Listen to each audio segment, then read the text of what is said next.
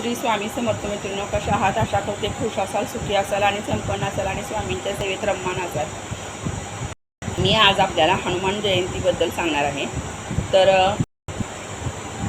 हनुमान जयंतीला आपल्याला हनुमानाच्या मंदिरात जाऊन हनुमानाच्या हातात जो डोंगर असतो त्याला शेंदूर असतो, तो थोडासा शेंदूर आपल्या घरी घेऊन यायचा आहे आणि आपल्या घरात काही जो शेंदूर असेल तो मिक्स करून त्यात चमेलीचं किंवा तिळाचं थोडंसं घालून तो शेंदूर घराच्या चारी कोपऱ्यात करायचा। घराच्या मुख्य दरवाजावर स्वस्तिक काढायचे।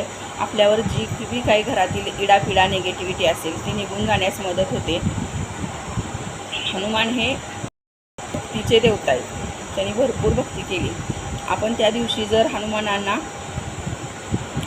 सगळ्या प्रकारची फळे, त्या दिवशी आपण हनुमानांना फळे अर्पण करताना त्या फळावर लाल स्केच पेनने जय श्रीराम लिहिले तर हनुमान खुश होतील।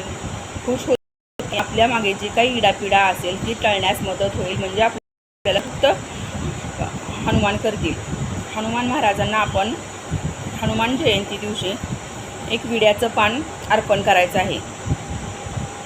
विड्याचं पान अर्पण केल्यामुळे हनुमान महाराज आपल्यावर खुश होतील आणि आपण हनुमान जयंती दिवशी रामाचा दरबार आपल्या देवघरात स्थापन करू शकतो। म्हणजे त्यामध्ये लक्ष्मी, प्रभू श्रीराम आणि सीता माता आणि हनुमानाची छोटीशी प्रतिमा असते।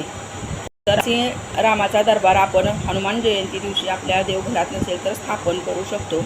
आपल्याला जर हे नाही जमले तर आपण एखादा हनुमानाचा फोटो असून दक्षिण भिंतीला किंवा ईशान्य कोपऱ्यात आपण तो लावू शकतो आणि प्रत्येकाने दररोज हनुमान महाराजांची भक्ती करावी, पूजा अर्चना करावी। त्यामुळे हनुमान महाराज आपल्यावर प्रसन्न होतात। कलियुगातील लवकर प्रसन्न होणारे देवता म्हणून हनुमान महाराजांना ओळखले जाते। तर आपण हे असे प्रभावी उपाय करून बघा आणि आपल्याला काय रिझल्ट मिळतो ते मला नक्की सांगा। श्री स्वामी समर्थ। आणि चॅनेलला